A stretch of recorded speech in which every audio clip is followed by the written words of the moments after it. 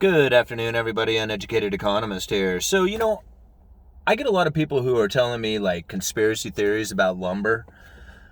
Stuff like how the lumber mills are pretty much hoarding back lumber and driving the prices up, or they're the ones who are making the killing and they're doing it on purpose somehow. I don't see it. I don't see it happening like that. I really do believe that if you're going to think about this in a conspiracy kind of mind, like the mills are somehow working in cahoots to try and drive the prices up so that they can make more money off of their product, then let's think about like conspiracy theory in a big way. Like that to me is like small time. Because when you drive the prices up, what's going to end up happening is you're going to have people who are going to postpone the project. So the very product that you're trying to move begins to slow down in sales, which is exactly opposite of what you want if you are in the production mind, because production is just that, producing and moving, right? So the idea that they were going to drive the prices up to somehow gouge the customer in like some kind of price gouging mechanism, I just don't see it. I just don't see it at all. But if you want to think about it like a conspiracy, then let's really think about it like a conspiracy. Like the real conspiracy like it would be. Because last year, I was putting out videos talking about mill curtailments. Do you remember those videos? I'll go and see if I can find one. I'll put it down on the link for you. During those mill curtailments was during the exact same time that we had low inventory levels. In fact, not only did we have low inventory levels, I had many units of lumber, especially when it came to pressure treated, that I just couldn't get my hands on. Like they were just not available, like at any price. Right now, everything's available at a price, or it seems to be. A lot of stuff, if you're ordering like truckloads, trying to get the bulk pricing, that does take some time. But as far as all the individual pieces right now, I have everything in my yard. The only thing I'm really missing right now is 1x6 clear cedar. And I tried to order some of that, and it was very difficult to source that out. All this 2x6 cedar decking, which I thought was going to come up in short supply, so far I've been able to get them. I have not had a problem sourcing out my 2x cedar. So I have a feeling that there is no real shortage. There is a supply chain shock. I feel that there was a shortage last year from, the COVID lockdown, everything that happened there. And when all the retail customers came out and purchased, new decks and fences and raised garden beds and remodeled the apartments or remodeled an office in their house, that made a lot of sense to why there was a huge demand last year and is depleted out the inventory. This year, we're not seeing that same demand. You don't need to build the deck again. You only need to do it once. And you think about it, there was years of pent-up projects that have been waiting. I mean, think about how many people have been, man, I need to replace that deck. I need to replace that deck. I need to replace that deck. And then the season comes around, they're off of work, they got a stimulus check. Yeah, they replaced the deck. You only need to do that once. You won't do it again for another 10, 15, 20 years. So all those projects took place. To think that same demand is going to occur this year is like not going to happen. There's no way. Now, there's projects that happen all year. There has never been a time in the history of, I think, probably human race that they weren't trying to build some sort of structure to live in. That will never change. But the demand for this lumber, I cannot see it being very high considering how high the prices are right now. So now here's the real conspiracy mind to it.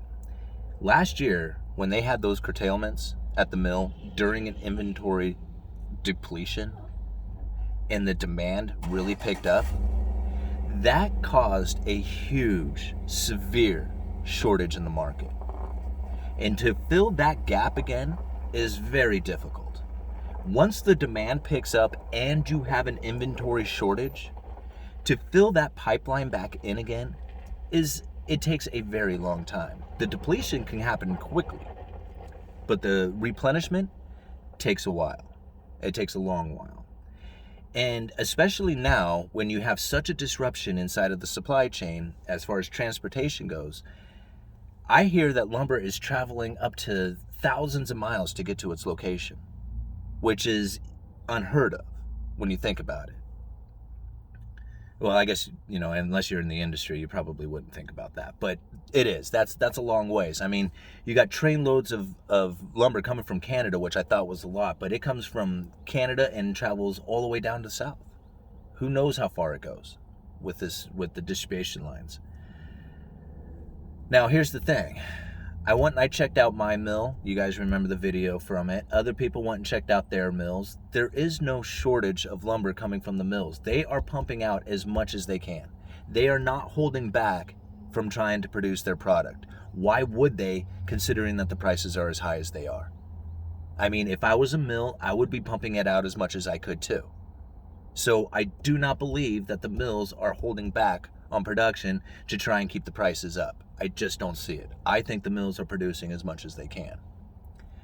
But if you really want to think about the conspiracy part of things, then think about that depletion that took place during the curtailments.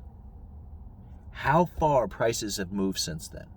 They went from like $250 per thousand all the way up to $1374 per thousand today, before I started this video. That's a huge move, guys. That's huge. But now the product doesn't move as much at that level. So at some point, those prices are going to come down. And when they do, they're going to come down dramatically. Because $1375 or $74 per thousand is about 1,000 per thousand higher than most of history.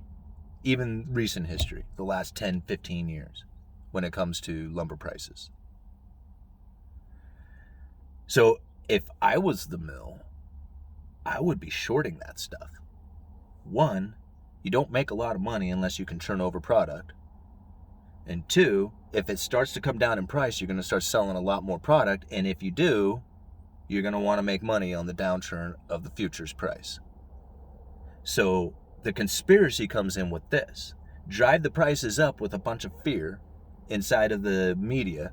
Every article I see is talking about lumber shortages, but yet everybody who's sent me pictures are showing me stacks of lumber everywhere. Mills are talking about pumping out as much lumber as they ever have.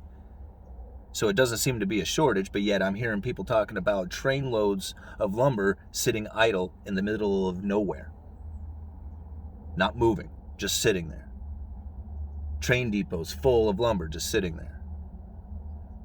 So at some point, do you just unleash a bunch of lumber that is supposedly in shortage? And when you unleash this lumber, the prices will drop? And once people figure out that there was no shortage, they start dumping their contracts as soon as they can, their positions, watching the prices drop? And if you're sitting over there in a short position already, knowing that this was going to take place?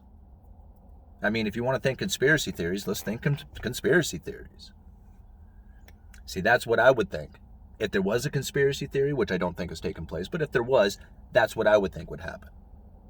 Is that they would drive this pricing up with media outlets, pushing the fear out there. They're not selling. I know they're not selling a lot. I know the articles and all that stuff talking about the housing demand and stuff. Believe me, there is a lot of money and a lot of material that goes into building a house. But there is a lot of lumber and transactions that come from just the individual person, the weekend warrior, the retail sales, not the home sales, not the residential. That's what everybody focuses in on, but there's a lot more sales outside of that, and that is very small right now, very small. So yeah, when those mills, if they did drive the prices up with the fear, because that's all really it is, there was a low inventory. They curtailed development during that low inventory, created a shortage that took place when all of a sudden they didn't intend to create it. They thought everybody was going to be locked down, wouldn't be buying any lumber, but the exact opposite happened, and it just zapped them. So now you got this fear media pushing that narrative out there, and now all you have to do is just short the position, unleash the lumber. Start moving those everybody gets lumber. Start moving it out. Once everybody realizes that there is no shortage, it's over. That's what I think. I don't know. I kind of repeated myself a bunch of times, but uneducated economist, you guys let me know.